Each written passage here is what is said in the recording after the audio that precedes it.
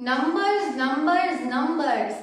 जब भी मैथ्स का नाम लिया जाए सबसे पहले इंसान के दिमाग में जो चीज आएगी वो हमारा नंबर सिस्टम होगा। जब नंबर सिस्टम मैथ्स के लिए इतना इंपॉर्टेंट है तो इसे समझना भी उतना ही इंपॉर्टेंट है, राइट? क्योंकि हमारा नंबर सिस्टम मैथ्स का बेस है। पूरी मैथ्स हमारी नंबर सिस्टम पे खड़ी हुई है। आज की वीडियो में हम लोग नंबर सिस्टम को समझेंगे और देखेंगे कि नंबर सिस्टम आखिर किस बला का नाम है। Hello everyone, welcome back to smart learning. आज की वीडियो में हम लोग class 9 maths chapter 1 number system का इंट्रोडक्शन देखने वाले हैं।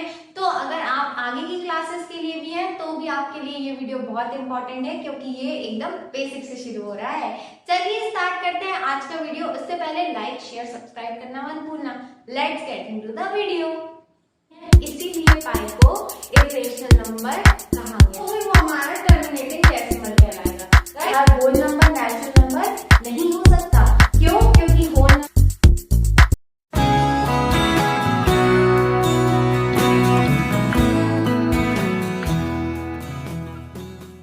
चलिए स्टार्ट करते हैं हमारे नंबर सिस्टम से। तो यहाँ पे एक नंबर लाइन बनी हुई है और हम सबको पता है नंबर लाइन क्या होती है। ऐसी लाइन जिसमें हमारे नंबर्स लिखे हो।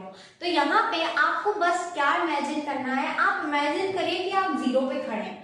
आप इमेजिन करिए कि आप इस नंबर लाइन पर हैं और जीरो पे खड़े हैं। चलिए अब आगे चलना शुरू करते हैं। हम दोनों साथ साथ आगे चलते हैं और हमें दिखते हैं बहुत सारे नंबर्स जिनके आगे कोई साइन नहीं है। कोई साइन नहीं है मतलब हम जानते हैं ये पॉजिटिव नंबर्स है। तो बहुत सारे पॉजिटिव नंबर्स हमें जीरो के बाद दिखते हैं। और अब आप क्या करते हैं, इन सारे नंबर्स को कलेक्ट करते हैं, एक बैग में डालते हैं और उस बैग का नाम करते हैं नेचुरल नंबर्स। जो भी हमारे नंबर्स हैं जो जीरो के बाद पॉजिटिव में है वो हमारे नेचुरल नंबर कहलाते हैं। अब इन्हें नेचुरल नंबर ही क्यों कहा गया, प्राकृतिक संख्या ही क्यों कहा गया? क्योंकि ये प्राकृतिक है, नेचर से जुड़ी हुई है। आप जब भी किसी के पास भी जाएंगे और उनसे बोलेंगे चलिए हमें काउंटिंग सुनाइए, ये इंसान के नेचर में है कि वो काउंटिंग हमेशा 1 से स्टार्ट होगी। कभी भी कोई काउंटिंग 0 से स्टार्ट नहीं करेगा। तो इंसान के नेचर में है कि वो 1 से काउंटिंग स्टार्ट करेगा। इसलिए जो नंबर 1 से स्टार्ट होते हैं उन्हें हम कहते हैं हमारे नेचुरल नंबर्स। अब आप क्या है, अब आप आगे पहुंच गए। हम बोलते हैं आपसे अरे पीछे आइए। हम लोग पीछे आते हैं और ये जो जीरो है ना, इसे भी कहते हैं तुम अकेले क्यों हो, और इसे भी साथ ले देते हैं और इस कलेक्शन को बोल देते हैं हम अपना होल नंबर।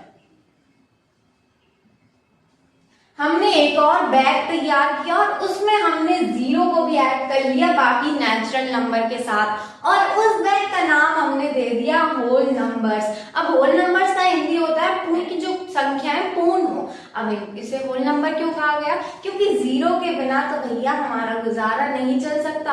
आगे हम 10 बनाएंगे, 100 बनाएंगे, 20, 2000 जाए हम। अगर हमें आगे बढ़ना है नंबर्स में तो जीरो की जरूरत तो पड़ने वाली है। तो जब हमने जीरो को भी नेचुरल नंबर में मिला दिया तो ये हमारी होल नंबर हो गए, पूरी संख्याएं बन गई। इसलिए इन्हें होल नंबर्स कहा जाता है। ठीक है, अब आप क्या है, अब आप अभी जीरो पे खड़े हैं। चलिए थोड़ा और पीछे चलते हैं। हम पीछे चले, हमने देखा क्या कि ये तो माइनस में नंबर्स हैं। तो अब हम क्या करेंगे, अब हमें इन सारे को भी बैग्स में कलेक्ट करना है। एक और बैग तैयार करिए, उन बैग में कलेक्ट करते हैं माइनस वाले नंबर्स को और लेके चलते हैं आगे तक। और इस पूरे कलेक्शन को हम बोल देते हैं क्या, हमारे इंटीजर्स। जो हमारा नेगेटिव नंबर्स, जीरो और पॉजिटिव नंबर्स को मिलाकर कलेक्शन बनता है उस कलेक्शन को हम कहते हैं हमारा इंटीजर्स। ठीक है, तो यहाँ पे हमने 3 चीजें देख ली। क्या कि जो 1, 2, 3, 4 जो नेचुरली जो नंबर्स हमारे मुंह से निकलते हैं जब हम बोलें कि काउंटिंग सुनाओ तो वो हमारे नेचुरल नंबर कहलाता है। जब हम पीछे आते हैं जीरो को भी उस बैग में ऐड कर देते हैं तो वो कलेक्शन हमारा होल नंबर्स का कहला देता है। और जब हम और पीछे आते हैं और माइनस वाले नंबर्स को भी अपने बैग में, अपनी पोटली में डाल देते हैं तो वो कलेक्शन हमारा इंटीजर्स कहलाता है। तो यहाँ पे आपको ये समझ में आ गया कि हर नेचुरल नंबर होल नंबर हो सकता है, राइट। लेकिन हर होल नंबर नेचुरल नंबर नहीं हो सकता। क्यों? क्योंकि होल नंबर हमारा 0 भी है और 0 नेचुरल नंबर नहीं है। ठीक है, तो ये हो गया हमारा होल नंबर, नेचुरल नंबर और इंटीजर्स। अब हम देखते हैं हमारे आगे का नंबर सिस्टम। तो अचानक से वीडियो बनाते बनाते आपका और मेरा पिज्जा खाने का मन हो गया। मैं ले आई आपके लिए मस्त चीज बस पिज्जा और इसके किए हमने 4 पार्ट्स। ठीक है, अब इस 4 पार्ट्स में से मैंने आपको 1 पार्ट दिया।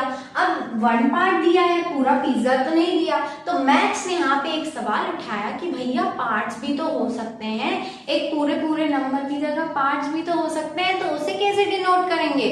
और यहाँ पे हमारा इन्वेंट हुआ क्या? फ्रैक्शन। तो यहाँ पे जब मैंने आपको 1 पार्ट दिया तो इसका मतलब मैंने आपको 4 पार्ट में से 1 पार्ट दिया। तो इसे हम ऐसे डिनोट कर सकते हैं कि मैंने 1/4 पार्ट आपको दिया है पिज्जा का।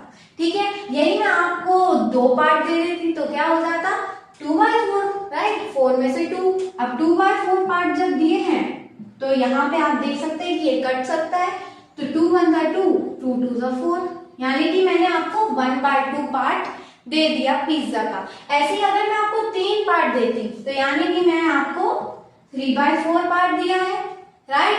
और अगर मैंने दिलदारी जगाई और मैंने कहा नहीं नहीं आप पूरा पिज्जा रख लीजिए, गिफ्ट के तौर पे मैंने आपको पूरा पिज्जा दे दिया, यानी कि मैंने चारों में से 4 पार्ट आपको दे दिए। अब ये 4 कट सकता है, 4 जब कटेगा तो पूरा 1 आ जाएगा, राइट। तो यहाँ पे आपको दिख रहा है कि हम अपना फ्रैक्शन से हमारे पार्ट्स को डिनोट कर सकते हैं। चलिए, खाना पीना बहुत हो गया, अब आते हैं वापस वीडियो पे।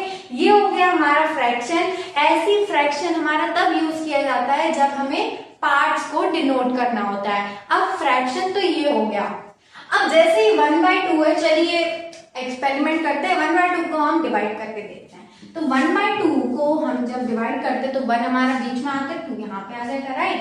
अब 1 तो जा नहीं रहा, तो नहीं जाने का हम लगा देंगे 0 और फिर यहाँ लगा देंगे पॉइंट।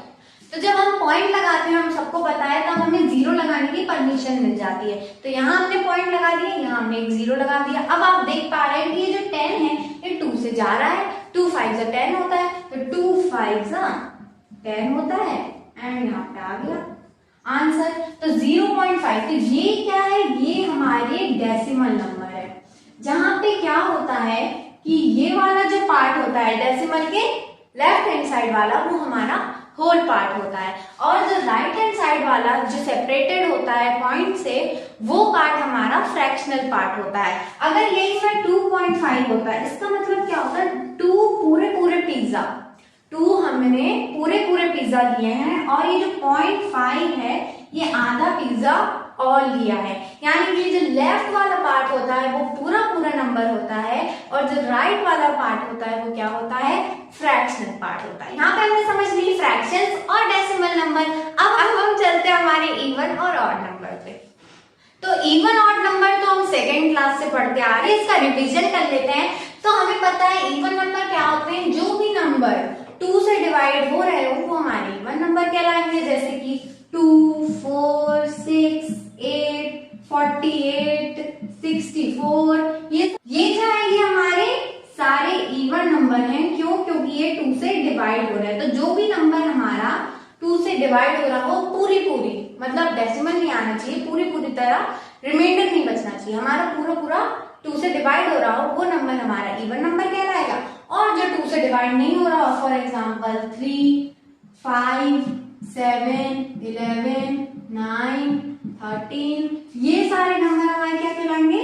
ऑड नंबर कहलाएंगे, क्योंकि ये ऑड है भैया, तुम 2 के साथ मेल नहीं खा रहे हो, इसलिए आप ऑड नंबर कहलाएंगे, क्योंकि ये 2 से डिवाइड नहीं हो रहा है। तो जो 2 से डिवाइड हो वो इवन नंबर, और जो 2 से डिवाइड ना हो वो ऑड नंबर, राइट। तो यहाँ पे हमने देख लिया कि ऑड और इवन नंबर क्या होते हैं। अब हम चलते हैं हमारे रेशनल और इरेशनल नंबर।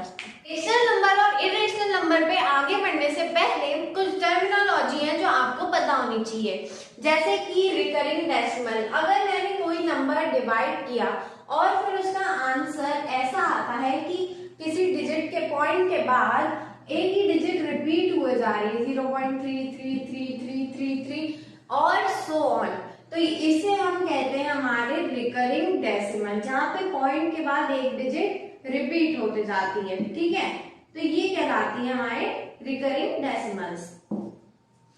और एक और चीज है जो कि है टर्मिनेटिंग डेसिमल। किसी नंबर को डिवाइड करने पर, फॉर एग्जांपल जैसे 0.15 है, किसी नंबर को अगर आपने डिवाइड किया और फिर उसका आंसर डेसिमल में आया और उसकी एक एंड टर्म है, यानी कि डेसिमल में आने के बाद वो कहीं जाके खत्म हो रहा है 2 या 3 या 4 डिजिट के बाद, तो फिर वो हमारा टर्मिनेटिंग डेसिमल कहलाएगा, राइट। और अगर इसकी कोई एंड टर्म नहीं है, ये मान लो रिपीट हुए जा रहा है, इसका बहुत अच्छा एग्जांपल हमारा पाई है। अगर मैंने लिखा 22/7, ये पाई की वैल्यू होती है, राइट। अगर मैं इसे डिवाइड करती हूँ तो हमारा आंसर एग्जैक्ट 3.14 नहीं आएगा। इसके आगे भी पाई की वैल्यू बढ़ते चले जाती है और पाई की वैल्यू का कोई एंड टर्म नहीं है। ये तो हमने एक अप्रोक्सीमेट वैल्यू मानी है पाई की। 22/7 एग्जैक्ट वैल्यू है ही नहीं पाई की, हमने बस अप्रोक्सीमेट एक निकाल लिया कि ये आसपास है उस वैल्यू की, तो हम ये रख लेते हैं। तो यहाँ पे हमें क्लियर हो गया recurring, terminating and non terminating decimals. अब हम चलते हैं हमारे रेशनल और इरेशनल नंबर। तो अब आते हैं हमारे रेशनल नंबर। तो रेशनल नंबर क्या होते हैं, बस सिंपल सी बात है कि रेशनल नंबर किस फॉर्म में होते हैं, p/q के फॉर्म में होते हैं, यानी कि अपॉन के फॉर्म में होते हैं, जो मतलब फ्रैक्शन के फॉर्म में होते हैं। जहाँ पे p एंड q हमारे इंटीजर्स होते हैं, यानी कि नेगेटिव में भी हो सकते हैं p एंड q और पॉजिटिव में भी हो सकता है, ठीक है। और एक शर्त और है कि हमारा जो q है वो 0 के इक्वल नहीं होगा। q कहाँ है, डिनोमिनेटर में, यानी कि जो डिनोमिनेटर है वहां पे हमारा 0 नहीं आना चाहिए। फॉर एग्जाम्पल अगर मैं बोलूं कि 3/5 क्या एक रेशनल नंबर है, बिल्कुल है। यहाँ पे आप देखिए p/q के फॉर्म में है, दोनों इंटीजर्स हैं, q is not equal to 0 भी है, राइट। ऐसे ही 4/5, 6/2, -7/3, ये सब हमारे रेशनल नंबर हुए। लेकिन अगर मैंने बोला कि 5/0, तो क्या ये रेशनल नंबर हुआ, नहीं हुआ। क्यों, क्योंकि डिनोमिनेटर में 0 आ गया और डिनोमिनेटर में हमें 0 चाहिए ही नहीं था, तो ये हमारा इरेशनल नंबर नहीं हुआ। अब इरेशनल नंबर क्या होता है, बहुत सिंपल सी बात है, जो रेशनल नहीं होंगे वो इरेशनल नंबर कहला देंगे। हाँ, जो नंबर रेशनल नहीं होंगे वो इरेशनल होंगे। अब कौन से नंबर इरेशनल होंगे, वो नंबर जो कि रिकरिंग हो और नॉन टर्मिनेटिंग हो, यानी कि वो नंबर जिनका कोई एंड टर्म नहीं हो और बार बार डिजिट्स रिकर हो रही हो पॉइंट के बाद। फॉर एग्जाम्पल अगर मैं बोलती हूँ